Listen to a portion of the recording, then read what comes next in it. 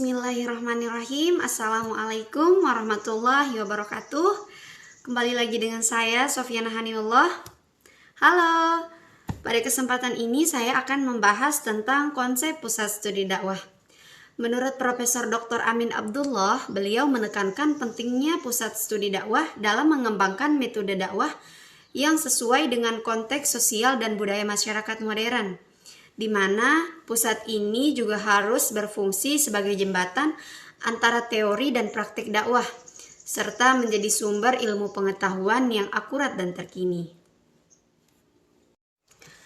Dan menurut Profesor Dr. Muhammad Quraish Shihab, menurut beliau, pusat studi dakwah perlu menjadi pusat inovasi dalam mengadaptasi pesan dakwah sesuai dengan perkembangan zaman dan teknologi.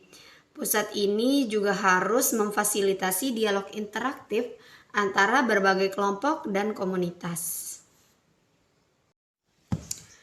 Ada beberapa ayat dalam Al-Quran yang membahas tentang dakwah.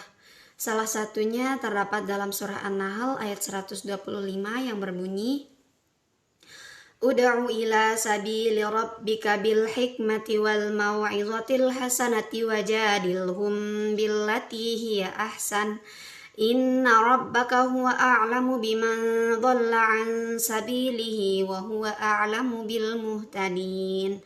Yang artinya, serulah manusia kepada jalan Tuhanmu dengan hikmah dan pengajaran yang baik, dan berdebatlah dengan mereka dengan cara yang baik. Sesungguhnya Tuhanmu dialah yang lebih mengetahui siapa yang sesat dari jalannya, dan dialah yang lebih mengetahui siapa yang mendapat petunjuk.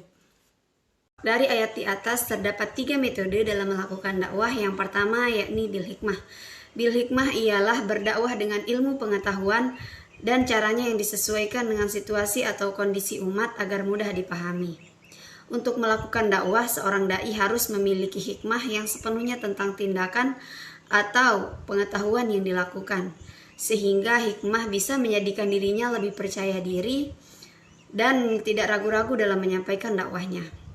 Dan menurut Profesor Dr. Toha Yahya Umar MA menyatakan bahwa hikmah ialah menempatkan sesuatu pada tempatnya dengan berpikir, berusaha menyusun, dan mengatur dengan cara yang sesuai dengan keadaan zaman dan tidak bertentangan dengan larangan Allah Subhanahu wa Ta'ala.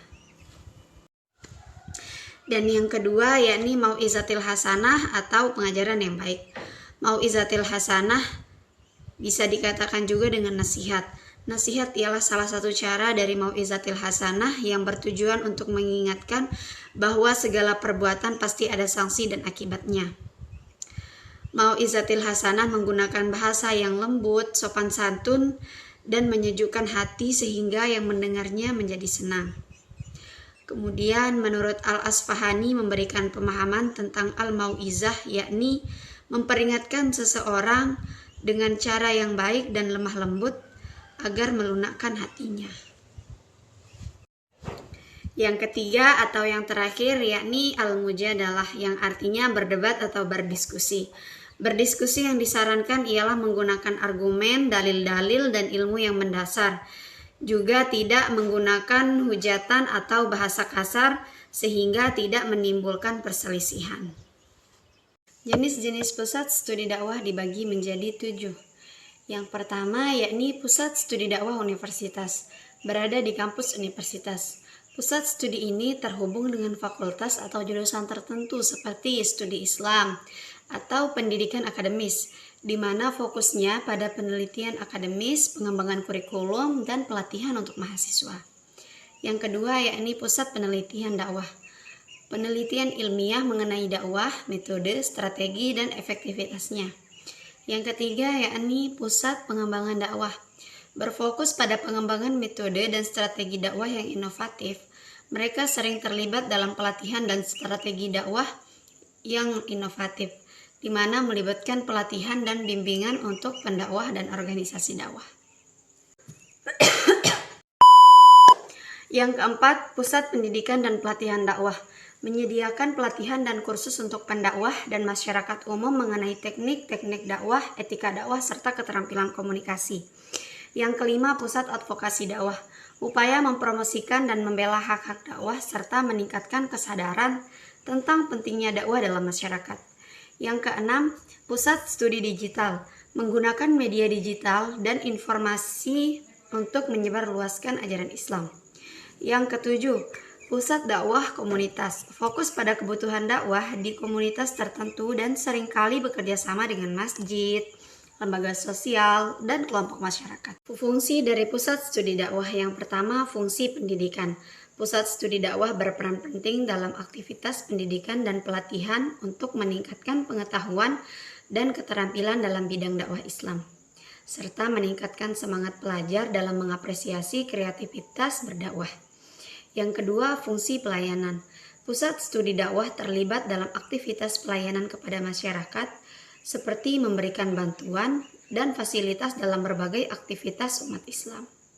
Yang ketiga, yakni fungsi penyebaran keilmuan integratif. Pusat studi dakwah berperan dalam penyebaran pengetahuan Islam secara menyeluruh dan integratif. Yang keempat, fungsi politik dan hubungan masyarakat. Pusat studi dakwah telah membangun hubungan yang harmonis dengan masyarakat dan berperan dalam politik dakwah. Contoh-contoh dari lembaga atau komunitas pusat studi dakwah ialah yang pertama, yakni Badan Amil Zakat Nasional atau disingkat Basnas, menghimpun dan menyalurkan zakat, infak, dan sedekah atau ZIS dari muzaki kepada mustahik yang membutuhkan melalui berbagai program pendistribusian dan pendayagunaan yang tepat sasaran. Badan Amil Zakat Nasional atau Basnas merupakan badan resmi dan satu-satunya dibentuk oleh pemerintah berdasarkan keputusan Presiden RI nomor 8 tahun 2001 yang memiliki tugas dan fungsi menghimpun dan menyalurkan zakat, infak, dan sedekah atau ZIS pada tingkat nasional. Yang kedua, yakni Islamic Center. Islamic Center adalah sebuah kompleks yang berisi masjid, lembaga pendidikan, lembaga pengkajian dan pengembangan Islam, serta fasilitas sosial dan budaya lainnya. Islamic Center di Indonesia mulai dibangun sejak tahun 1972 di Jakarta Utara. Awalnya lokasi tersebut adalah kawasan rehabilitas pelacur terbesar di Asia Tenggara, yaitu Keramat Tunggak. Kemudian atas prakarsa ulama setempat dan atas dukungan Gubernur DKI Jakarta saat itu, Sutioso, akhirnya kawasan tersebut dihancurkan dan diubah menjadi Masjid Raya Jakarta Islamic Center. By the way, foto yang di layar merupakan foto dari Islamic Center di Lombok. Manfaat Islamic Center sebagai tempat ibadah, tempat belajar, berdialog dan bermusyawarah, wisata religi, dan lain-lain. Yang ketiga, yakni TPQ. TPQ adalah istilah resmi yang digunakan oleh Kementerian Agama. TPQ merupakan singkatan dari Taman Pendidikan Al-Quran. TPQ adalah lembaga non-formal agama Islam. TPQ didirikan atau dibuat sesuai dengan namanya, mengajarkan ilmu Al-Quran pada anak-anak sejak usia dini. Yang ketiga, yakni masjid. Masjid secara harfiah disebut dengan tempat sujud. Sebagaimana yang kita ketahui bahwa masjid adalah tempat ibadah umat muslim. Yang kelima, yakni bidang penyelenggaraan haji dan umrah. Bidang penyelenggaraan haji dan umrah mempunyai tugas melaksanakan penyusunan bahan dan pelaksanaan kebijakan teknis dan pelayanan, serta pelaporan bidang penyelenggaraan haji dan umrah berdasarkan kebijakan teknis yang ditetapkan oleh Kepala Kantor Wilayah Kementerian Agama Provinsi. Mungkin hanya ini yang dapat saya sampaikan. Mohon maaf atas segala kekurangan. Wassalamualaikum warahmatullahi wabarakatuh.